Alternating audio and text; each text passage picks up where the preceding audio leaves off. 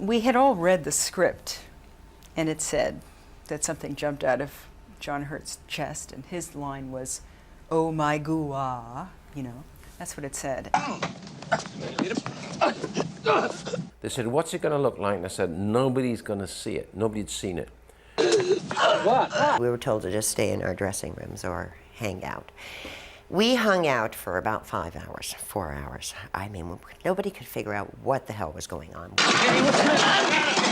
There were a lot of people on the set, and they were all wearing raincoats, which should have given us a tip.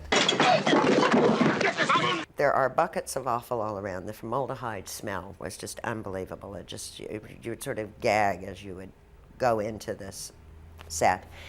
I believe he had either 3 or 4 cameras set up, so each was sort of facing, you know, so he could capture everything.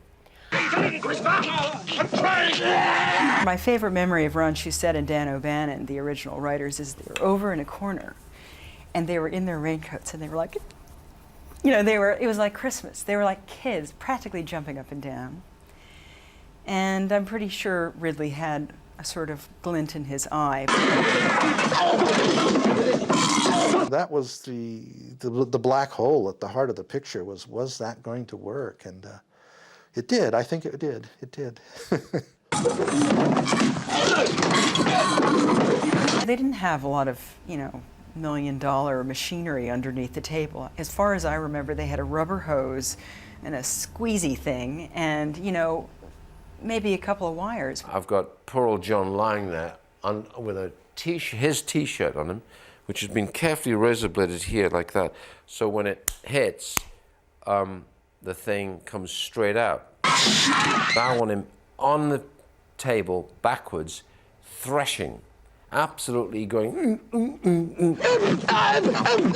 John Hurt is such an amazing actor that when he started to, you know, break apart, of course we didn't know what was wrong with him, he was so effective that you forgot that you were shooting a movie. I mean, he seemed to just be exploding from inside.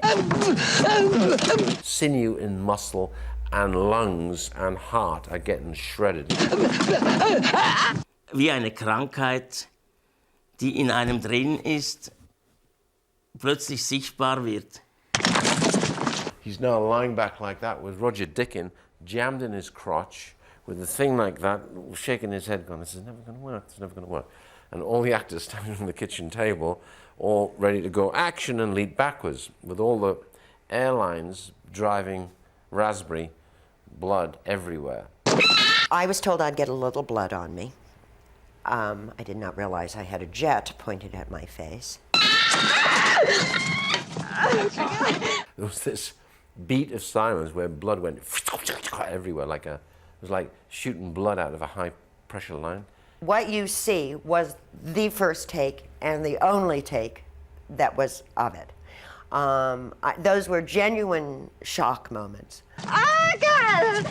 You really don't know how something is going to work when you're doing something that's setting a precedent, and that was the situation where he was setting a precedent. You don't know where your animal innards are going to fly when you're shooting them with an air jet.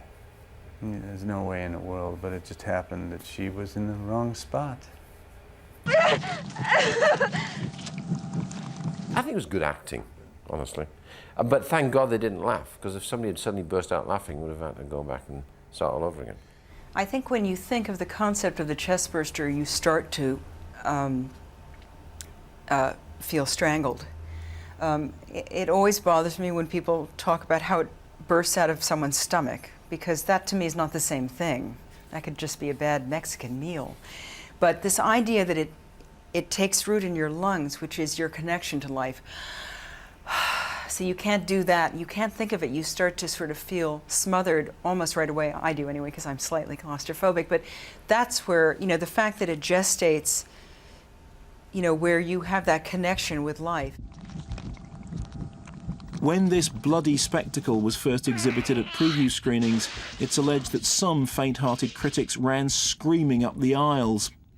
To this day, it still retains an ability to startle and shock.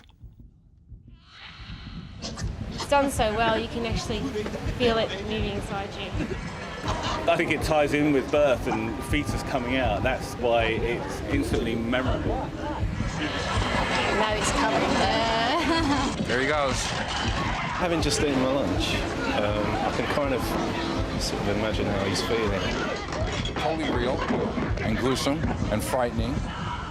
Well, it still shocked me, and I've seen it several times. When I first saw it, I was too scared, and I thought aliens were going to eat me at night. Yeah. You know it's coming, but it still makes you jump when it comes out. Oh, nice. That was a mind-blowing scene. Sorry. Oh, God.